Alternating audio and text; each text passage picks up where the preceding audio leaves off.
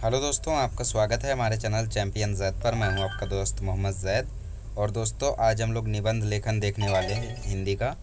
तो निबंध लेखन 7 मार्क्स का आता है। इसके ऑप्शन में आपको आत्मकथा होती है, या तो आप आत्मकथा लिख दे, either you should go for निबंध।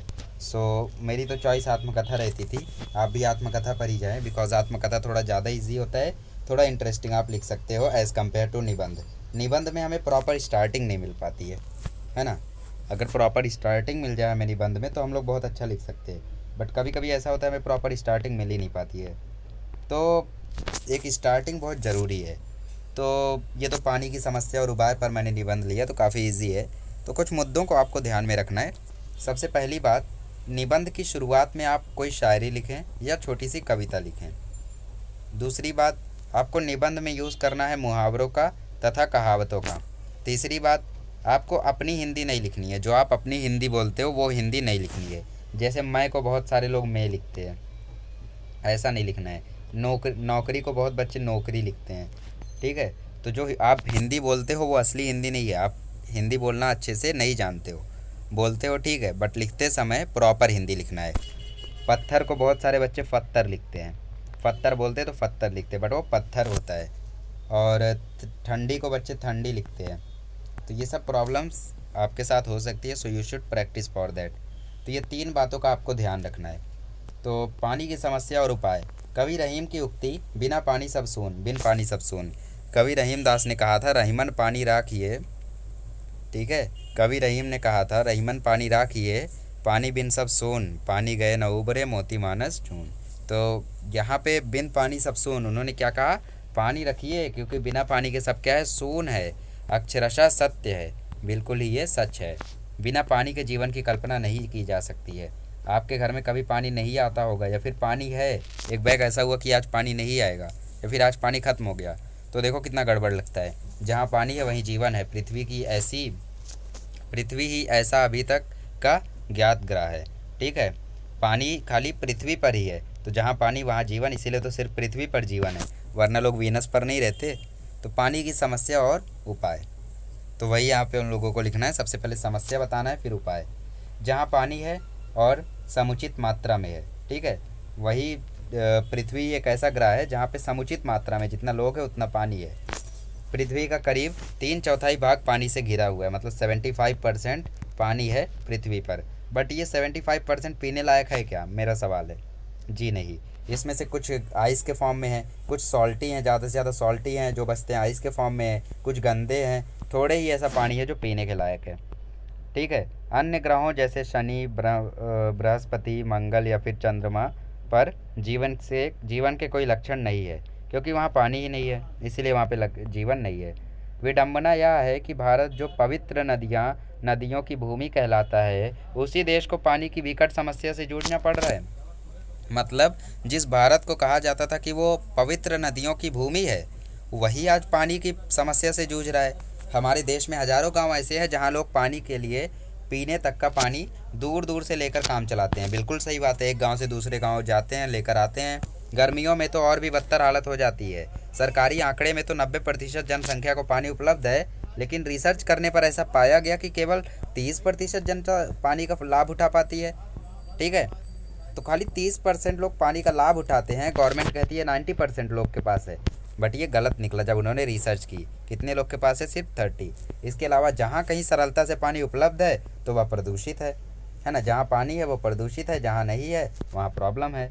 सवाल यह उठता है कि आखिर इतनी विपुल जल राशि के होते हुए भी हमारे सामने पानी का इतना गहरी समस्या क्यों उठी है। इतनी सारा पानी हमारे पृथ्वी पर, फिर भी हमें ये प्रॉब्लम क्यों देखनी पड़ रही है। इस समस्या का सबसे बड़ा कारण है दिन दूनी रात चौगुनी रफ्तार से बढ़ती जनसंख्या। बिल्कुल सही बात है। 135 करोड़ लोग हैं हमारे इंडिया में, तो कैसे पानी सबको पूरा पड़ेगा, है ना। पहले कैसा था, पहले 30 करोड़ की आबादी थी, तो बहुत पहले की बात कर रहा हूँ मैं, तो उस समय पानी की कोई परेशानी नहीं हुआ करती थी। तो बहुत बड़ा और सबसे मेन कारण है जनसंख्या, उसकी भौतिक आवश्यकताओं और भोगवादी प्रवृत्ति ने ही इस समस्या को जन्म दिया है। बिल्कुल इसी समस्या का जन्म जो है वो बढ़ती जनसंख्या के कारण ही हुआ है। औद्योगिकरण ने पानी की ज़बरदस्त दोहन तो किया ही है, उसे प्रदूषित करने में भी सबसे आगे रहे हैं। मतलब जो भी साइंटिस्ट वगैरह होते हैं फैक्ट्री वगैरह, तो उन लोग क्या करते हैं, पानी को काफ़ी ज़्यादा प्रदूषित कर देते हैं। इंडस्ट्री से जो पानी रिलीज़ हो रहा है, फैक्ट्री से जो पानी रिलीज़ हो रहा है, गंदा गंदा केमिकल वगैरह वो नदी में बहा देते हैं। कल कारखानों का गंदा पानी नदियों में बहाए जाने की मूर्खता का ही दंड है। ठीक है। कारखानों से जो पानी बहाया जाता है नदियों में, उसके ही कारण नदियाँ प्रदूषित हैं। जो आज मनुष्य शुद्ध पानी की बूंद बूंद को तरस रहा है, ये सब उसी का नतीजा है। फसल की ज़्यादा पैदावार के लिए कृत्रिम खादों का बढ़ता प्रयोग तथा कीटनाशक दवाएं ज़मीन को खराब तो कर ही रही हैं, पर जो ग्राउंड वाटर रहता है, जो पानी ज़मीन के अंदर स्टोर रहता है पानी, उसको भी विषाक्त बना रही हैं, जहरीला बना रही हैं। मनुष्य ने पेड़ों पर कुल्हाड़ी चलाते समय यह नहीं सोचा कि वह अपने पैरों पर ही कुल्हाड़ी मार रहा है। बिल्कुल सही बात है। जब वह पेड़ों पर कुल्हाड़ी मार रहा था तो वो भूल गया कि ये कुल्हाड़ी उसके पैरों पर भी लग रही है। पेड़ बारिश के लिए अनुकूल वातावरण तैयार करते हैं। जहाँ पेड़ है वहाँ बारिश होना तय है, इसीलिए रेगिस्तानों में बारिश नहीं होती है, राजस्थान में बारिश की कमी है। बारिश के पानी तथा भूमि क्षरण को अपनी जड़ों के द्वारा बहने से रोकते हैं। ठीक है, बारिश के पानी जो है उसको बहने से भी रोकते हैं अपने जो भी उनके जड़ रहते हैं उससे। पेड़ों के काटने की मूर्खता का ही परिणाम है कि यहाँ कहीं सूखा तो कहीं बाढ़ का विभीषिका का रौद्र रूप दिखाई पड़ता है। कहीं पानी पीने को नहीं है और कहीं पे बाढ़ आ गई है, लोग उसमें बह जा रहे हैं। है ना, ये सब क्या कारण है? ये सब पेड़ काटने के ही कारण है। अब जहाँ ज़्यादा पेड़ बचे हैं वहीं पे बारिश होती है, जहाँ कम पेड़ है वहाँ बारिश नहीं होती है। यहाँ सूखा पड़ गया, यहाँ बाढ़ आ गई, काम खत्म।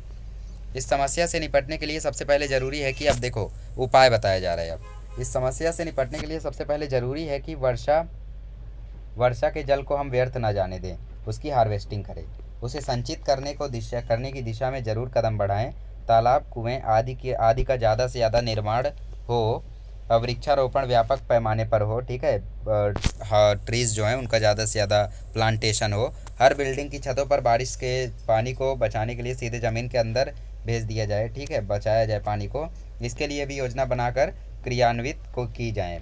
ज़मीन के अंदर पानी ज़्यादा से ज़्यादा जाएगा तो पानी का स्तर बढ़ेगा और नलकूपों द्वारा पानी की मांग को पूरा किया जाएगा। है ना, जो नल से पानी आता है हम लोगों का, वो ज़मीन के अंदर से ही तो आता है, जो गांव में नलका वगैरह होता है। तो ग्राउंड में अगर पानी को भेजेंगे तो ही ये सही रहेगा। वाटर हार्वेस्टिंग का प्राचीन और नया दोनों रूप हमें पानी के संचयन के लिए फ़ायदेमंद है। नदियों का पानी स्वच्छ बना रहे, इसलिए कल कारखानों में के पानी की निकासी का अलग प्रबंध किया जाना चाहिए।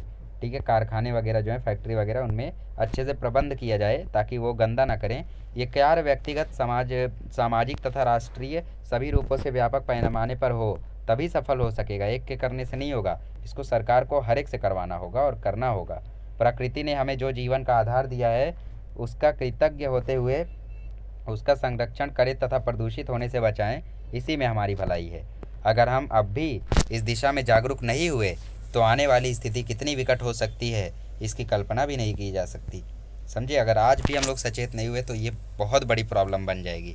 जल ही बचपन है, जल ही यौवन है, ना जलाओ जल को, जल ही जीवन है। समझे, जल ही बचपन है, जल ही यंगनेस है, यौवन मतलब बड़े होकर।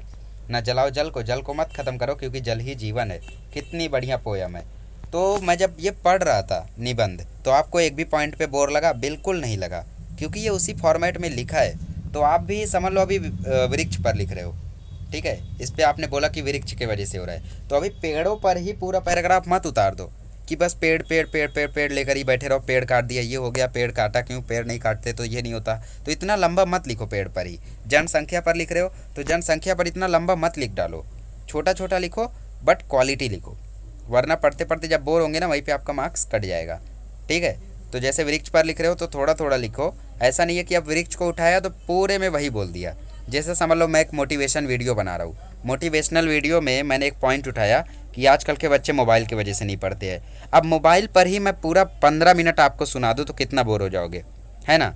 तो कभी भी ऐसा मत करो, एक ही पॉइंट पे एकदम ज़्यादा मत लिखो, थोड़ा थोड़ा लिखो। ये 1.5 से 2 पेज का आपको लिखना है फॉर 7 मार्क्स। आपको इजीली 6.5 इसमें मिल जाएंगे। अक्सर 6 दिया जाता है बच्चों को, 6.5 और 7 बहुत मुश्किल से मिलता है, बट हाँ 6 मार्क्स आप अपने कन्फर्म रखो क्योंकि 6 मार्क्स इजीली हासिल किए जा सकते हैं। ठीक है, तो एकदम बढ़िया से इसको लिखो, कठिन कठिन शब्दों का प्रयोग करो। और कठिन शब्द तभी आएंगे जब आपने टेक्स्ट बुक अच्छे से पढ़ी होगी, और टेक्स्ट बुक आप अच्छे से पढ़ेंगे तो आपको लिखने भी प्रॉपरली आएगा। चलिए अगले लेक्चर में मिलेंगे, तो हम लोग बचे हुए काम करेंगे, क्योंकि अभी हिंदी का राइटिंग स्किल तो ख़त्म हो चुका है। अभी मराठी का हम लोग ग्रामर देखेंगे, है ना। मराठी का ग्रामर में हम लोगों का वाक्य रूपांतर, वाक्य प्रचार बचा हुआ है। बाकी सब राइटिंग स्किल मेरा हो गया है। इंग्लिश में भी ग्रामर का है थोड़ा बहुत टॉपिक, करा देंगे उसको भी, ठीक है। खैर यहाँ पे हिंदी हम लोगों का ख़त्म होता है। अगले लेक्चर में मिलेंगे तो हम लोग मराठी करेंगे।